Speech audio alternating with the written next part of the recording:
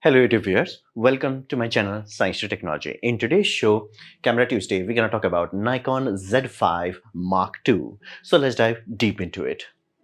So this puppy is a big deal not because of what the hardware is, because of the price. Meaning this is the entry level camera that has high performance. Basically, it's almost like what A7 Mark III was. A7 Mark III was like groundbreaking for the price and performance ratio. So this is trying to replicate that. So this is $1,700. For today's day and age, as in year 2025, that's low. That's almost free for a full frame, a modern mirrorless. That's free, and Indian price would be 1,50,000 plus or minus. Now let that be very clear. Right now tariff war is going on, so I cannot guarantee that it will be that price. And last time I checked in Nikon's own website, Indian website, there was no price. So I do apologize if price goes YOLO. And again, if price goes too up, then it's not that valid or interesting. So as of now, assuming the price is right, it's really good, because fundamentally nothing exists by any other brand, be it Panasonic, Sony or Canon, that can give you anything that matches it. Basically, IBUS, dual card slot, big battery, flip out screen, all of these things. And the reason why I'm counting all of them is simply because you could get similar thing if you go second hand or past models. You will not still get a combination of this. So this is a really big step from Nikon's point of view. So specs. Now here's the deal. Whenever you talk about cameras, many times people are, oh, the sensor. Sensor is a small part. Sensor is not important. And like, wait, sensor is not important. Yeah, that's why your mobile phone is so good. Even though sensor technology has not improved drastically compared to, like, let's say 2015, is the SoC that is behind the sensor that matters. So whenever you look into any camera, let's say you look into Nikon, generally they have X-Speed. You look into Canon, they generally have Digix. You look into Sony, it has Bionics. So generally camera companies, they make their SoC and they use it. Basically they make the SoC and they milk it for 3 to 5 years or sometimes even longer, and then they refresh it. So if you buy older one, there is a very good chance you could get X-Speed 6, and outcome of that would be not great. So even though it could be like, flagship, high-end model, just a few years old, if it is X-Speed 6, you'll be like, what the hell? So SoC is one of those things that you must pay attention to. And many times company, to cut cost, they generally use older SoC. So this time Nikon is not doing that. And again, Nikon, when they jumped into mirrorless market, they were not that good simply because their SoC was not that great. But now their SoC is actually good, but problem is the price is not that great. So they are finally solving that issue. X-Speed 7 is actually useful, so they are like, okay, let's package this puppy up with a useful body that people can afford. Sensor 24 megapixel. Now here's the deal. The older variants, some of them, not all, some of them was not BSI. Now if you do not understand, think in this way.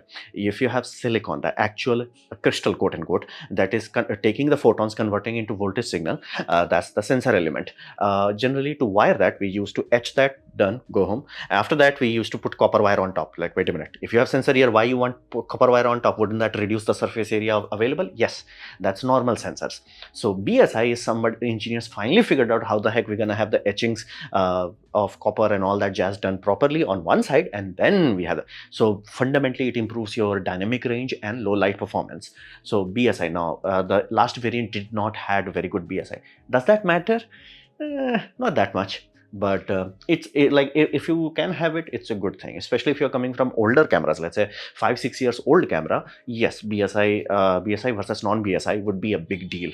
So that's a good thing to have, where it's like, okay, you can have this. However, to keep the cost down, it's not Z6 where they have a pseudo stacked sensor. It's flat out basic sensor. So meaning, even if you're like, okay, I can do 40 FPS, it's not like, A9 Mark III global shutter. So what does that mean? That simply means if you are taking a lot of photography with 40 FPS and high motion subjects, for example, let's say hockey rack or golf club, things of this nature, basically slim, long things that are moving very fast, yeah, they will curve. Because again, the rolling shutter is not that great. Again, they cut cost. So 24 megapixel in last generation, they cut too much cost that BSI was not used. So they're like, okay, 24 BSI, but no rolling, basically no stacked sensor. So it's like average readout. Is it really bad? No. Is it really good? Well, again, even if you take this camera, same SoC, same everything, and go one step up and you're like, hey, why it's more expensive? Because it has stacked sensor. And yes, the moment you go into high frame rate and especially slim things, high aspect things moving in the scene, you will be like, yep, I understand why people pay more for it. So that's one thing. Now, does that matter? Again, for people who are buying something this low price? No. For you, and again, right now we are a bit spoiled by, like, flagship scenarios, but most of the time this is good enough, especially if you're doing humans and organic things. If you're doing, like, hockey and basically a lot of sports photography, then you'll be like, yeah, because ball will go more elongated. So that's average part. Improved IBUS, that is a really good thing. It's a new, and again, IBUS is also like a core technology where they're like, okay, they make IBUS engine, quote unquote, and they make the physical hardware. They keep using it for a few models and then they upgrade it later. So this time they have the upgraded one, and it's also scene aware, which is a new thing. Now, they're claiming 7.5 stars. Now, let that be very clear. We have reached a point where IBUS is good in terms of hardware. The problem is the algorithm is not that wise. This somehow Panasonic figured out very long ago. It's like how to make the algorithm not freak out. So Nikon is doing their best, and they made it scene aware, meaning if you are doing a stills photography and your focus autofocus point is on the corner, it will make sure instead of going like this, it will lock that corner. For example, let's say this is your autofocus point, it will lock like this, it will move like this. So it's a bit clever approach of that IBUS engine. Again, it will not be day and night difference, but it's a good to have. So that's there. 4K 30 FPS, again, we have been here for quite some time. Cropped 60, that's not X-Speed 7 limitation, that's cost cutting. And sloppy raw integration, that really pissed me off. I'll talk more about it, but be mindful. If you're buying this sort of low-end camera, you're not doing raw. How do I know that? Yeah, anybody who thinks they can just do raw, they do not understand how large memory raw footprint is. Huge. It's humongous footprint, meaning you're gonna run out of hard drives very quickly. People who deal with RAWs, they have to have NAS or servers to handle it. So yeah, if you have this sort of low-end camera, unless you are buying a lot of epic lenses, yeah, RAW would be very pushing. And again, the implementation is sloppy. However, all that being said, it does have a really good implementation of one core technology, filters. So they realized raw photography, basically taking all the data coming from the sensor is a lot of data, like GG, good amount of data. So they created image recipes. So idea is most of the time people do not have the luxury, time or effort needed, where it's like, okay, I'm going to take the photo, I'm going to put this in Lightroom and then going to fine tune it and all that. Ain't nobody got time for that. So in those sort of scenario, image recipe comes to the rescue. Like many times people will say, now, like, I like Fuji simply because the out of the camera JPEGs are really good because their JPEG engine is good. So Nikon is something similar. It's like, hey, what if we give you the ability to cook your JPEG exactly as you want it? So they call recipes. So idea is you go into a scene, you shoot up the photos and you're like, you know what, it would be nice if I had this sort of a contrast ratio and this sort of the color, this sort of tweaks, minor tweaks, nothing major, minor, just baking of the file basically. And you're like, wouldn't it be nice if my camera could just store it? And again, then you went into, let's say, from wedding photography, colorful photography to architecture, there's like a bit more muted and all that. You want another recipe for that, you can make a lot of them, share it, or use someone else's recipe. That's the whole point, meaning not only you can have a camera that just works, you have the ability to tweak the image. The look and feel of the image can be tailored to other recipes, meaning if you are following some, let's say, good Nikon camera user, they could be like, hey, after a lot of experimentation, I figured out this recipe really makes the model looks great. So I'm like, you know what, if you're doing bird photography, this recipe is the best for it. Done. Now, can you do all of that in RAW? Of course. It's just that it takes longer time. So this is a very awesome thing. Again, from a usability point of view, the reason camera sales are not great is not to do with technology or even the cost. It's simply because it's hard to use. They are trying to solve that part. That is good to do. So specs wise, it's good. And again, battery is also huge, which is a very big deal if you're comparing against Canon. So if you took Canon 1 and you're like, you actually do whole day shooting, you'll be like swapping batteries like this is like, I got you. 3 batteries are done. Not even 3 is too much. 2, you'll be like more than good enough.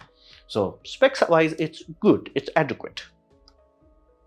Now there are certain weird limitations which it's like, if you understand how electronics works, you're like, dude, this is just software bottlenecking. No redundant video recording. Now dual card slot is one of those things where people who understood it and people who are dumb. Because here's the deal, there are only 2 types of people. A, who have data loss, other who is going to have data loss. There is no third category. So people who have gone through this is like, yeah, we have learned it the hard way that I always have redundant photos. Trust me. And you were like, okay, I never have lost it again. Not yet. You are going to have it. And if it happens in a scenario where you cannot do retake, trust me, at that point in time, all the money you saved by only using one card, it will disappear instantaneously. And that's why all servers generally have multiple redundant hard drives for storage and SSDs for storage. So trust me, the XP8 can do that because it does do that in higher end cameras. They limited the video one. They have like, okay, you can do RAW on both. You can have RAW plus JPEG or JPEG on both. That's awesome. Awesome. GG. You can even do overflow, meaning if you are not doing something serious but you want to take a lot of photography, you're like, okay, cool, awesome. You take a lot of photos, and then if it overflows from that card, it goes to second card. Awesome. What about video? And again, it's not like, you have CFast and SD card, because again, there is a speed differential there. So you can't do redundant there. But here, both are SD card. Why can't you do redundant? No, you can't. It's like, why not? No, you can't. So that is just like, that's just like, that's like, not good. And NRAW. Now, okay, they bought a red, cool, awesome GG. NRAW is line script. What the hell? Why? Like, I can guarantee you, for this sort of price range, every customer would be far happier if they had, hey, 4K, 60, uncropped, rather than NRAW. Trust me. This is like a sloppy, implementation. And again, the people who are trying to do pixel by pixel, they're like, it almost looks like the sensor is actually capturing the whole thing, as in like the SoC, and then they are deleting half of the line and then packaging the video file, then giving you that. It's like, it's sloppy as hell. It's like, and I do not think it's XP8 limitation or even the sensor limitation. It's just they're like, if we actually give you useful NRAW, why would people buy more expensive ones? So again, that's a very sloppy thing. Another minor thing that does bog me a lot is micro HDMI. It's like, why? Like, use full size HDMI. Now, is it useful? Yes, for more than enough scenarios, it is useful. For example, let's say you look into Jerry Rig, and he's like, he has a looking down camera. A lot of people have a requirement set up where they have looking down camera. How do you think they sway? Do they do like this? No. They generally have a giant TV or a monitor, which are cheaper. You just use a HDMI cable. Done. Micro. It makes your life harder, and micro does break. You look at it wrong, it does break. So it's a one-off thing. Another aspect, what if you want to do, high data, basically green screening, and you want more bandwidth? Basically, HDMI will give you more bandwidth compared to your USB-C webcam.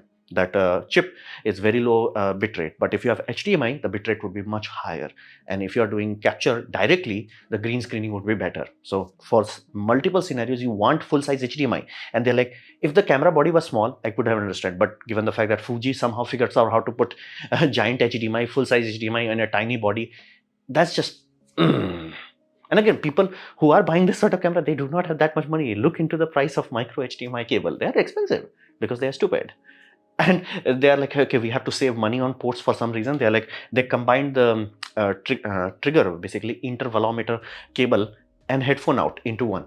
You shrunk things into one. Why don't you have a port for HDMI? That's like, that just bugs me. And here's the, all of these things are like, minor. And RAW, it's a really issue. Like, again, if you are serious about raw footage, do not buy this camera. You would be shocked, disappointed, and frustrated. Micro HDMI, again, if you want a camera that's like, does not frustrate you, that will be like, you will live, you will not die. Although no charger in box, that will hurt you, because again, chargers are expensive. And then this tiny thing, just to rub extra salt on the wound. They do not have this cap, 40 rupees cap. Like, that's like $50. They're like, what if we save $50 for $1,700 product? I'm like, really? And again, be mindful, if your caps, which again, this is very exposed, if it's there, if you're putting it back in and out, it will scratch it, or worst case scenario, tear it. So it's like chump change. It's a plastic chump change. Why? Like, charger, I can understand. This is like, okay, accountant design is like, okay, 40 cents are going, what if we send them 1 million of it? It's like, really? Like, this just feels what we call, like, cheap. Like, cheap, just like, bro, too much. Again, it almost reminds me of when I bought Canon's first party full frame 70-300 lens, which was an expensive lens. I was like, okay, nice, awesome. There is no lens hood. And again, telephoto lens, it does require a lens hood. I'm like, why not? Again, it's a previous variant had a lens hood. They're like, no, you have to pay extra for lens hood. which was not even available. I had to buy a Chinese lens hood because again, Canon did not supply enough lens hood for their system. And again, nobody was buying it. They were like, yeah, F you. So that just rubs me the wrong way. It's like, so these are the limiting parts of it. Again, raw, do not even think about it. And non-redundant video also means that if you're doing something serious, like, short film or a student project, yeah. And again, I'm guaranteed you, if you're using this a lot, this flap will break. This flap is Mark 1 flap. We have upgraded Mark 2 flaps, but this is still Mark 1 flap. So again, that's why buy charger, otherwise this port will break. I guarantee you. Not port, the flap cover. So for whom this is? Well, there are a lot of people who fail to understand that cameras have two parts. Technology, science, I can talk all day about this. I can understand all of that. But there is art aspect to it also. Art is personal. This is one thing that you have to understand. Art is about resonance, it's personal. Meaning, I can give you a most scientifically accurate photo and almost every human will be like, this is garbage. And that's why we buy Canon, Nikon, Sony and all that. They have color science. Basically, they tweak it, massage the color so it looks pleasant. And again, different people have different looks. Some people are like, you know what, Sony renders Indian skin quite reddish. I like that. There are some people, you know what, I like a bit of orangish tint that Canon gives. Awesome. Some people are like, I really like that bright yellow feel that people have in Nikons. Awesome. And it's personal. And heck, even people's eyes are different. So what is orange to someone, it might look yellowish to someone else. So fundamentally, if you like the color science, there is nothing wrong to it. And you do not have to worry about justifying it. It's like, oh, why don't you buy this camera? If you don't like the color science, the end. There is no conversation after that. If you like Nikon's color science, buy this, the end. So for people who like Nikon's color science, their Nikon's feel, special shots, shut up, take money. And it is really good low cost because while Canon does have Canon EOS RP, that is the cheapest full frame, it is so crippled that this camera looks like, I got the balls. So it's like, it's magnificently useful compared to EOS RP and EOS R8 also. R8, while it does look a good system, it does have like not as crippled, it has tiny battery and it has single card slot and some other mild limitation, which again, it also has some mild flexing capability. So it balances it out. But overall, you would be like, again, small battery will bother you. So it's one of those things where it's like, not that great. And if you go up in the budget, well, you went up in the budget. So then you can get into R6 Mark II, which again, genuinely is a good competitor, but it's very expensive. And Sony has nothing. Let that be very clear. Sony has nothing that I can even theoretically recommend is similar kind of price. A7C Mark II, which again, my brother just bought. It's a good camera, no denying that, but it's expensive. It's expensive. And why would you want to focus on getting cheap body? Well, here's the deal. There are two components to a camera, lens and body. Okay-ish sensor with awesome lens is better than a super awesome sensor with meh lens. So trust me, you have a fixed budget, the larger proportion should always go into lens. So for that reason, if you have a fixed budget, this guy, you are looking into Z6 Mark III and you are going, I can save certain amount of money, and that money can go into other things also, not only lens. What about SD card? What about batteries? What about chargers? What about tripod? What about lights? All of things do consume money. So you may be like, hey, saving money there, and then I can spend money on all those things, which will directly improve your output. Again, I can guarantee you, have a better light, you'd be shocked how much improvement happens. So fundamentally, it's a good thing. I'm very happy, and a lot of Nikon customer fans would be created simply because such a good price to performance ratio exists. And again, nothing I can even recommend from Sony's point of view from that low of a cost. Canon does have something, does have some good stuff, but again, to match it, or like really match it from feature to feature, you have to increase a lot. However, let that be very clear. If you are in this sort of low-end kind of price range and you are like, I want something that is a bit more oomphish for video, look into Panasonic Lumix S5 Mark II X variant. That has SSD recording. That is very awesome. That is very important, and that saves a lot of time. SSD recording, trust me, most of people who want like, I want raw recording. Without SSD recording, you're gonna hate yourself unless you have very deep pocket. So, and again, you are looking into this sort of price range, you do not have deep pocket. So look into this. Panasonic Lumix S5 Mark II X variant. So this should allow you to simplify. So this was my presentation on Nikon Z5 Mark 2. Hopefully, I've liked it, learned from it. In that case, please click the like button, share it amongst a friend. That will help me a lot. If you didn't like it, didn't enjoy it, I urge you to press dislike, press it twice to show me extra disappointment. Please leave a comment because I do try to reply to all of them. Subscribe, press the bell icon if you're free, and as always, thanks for watching.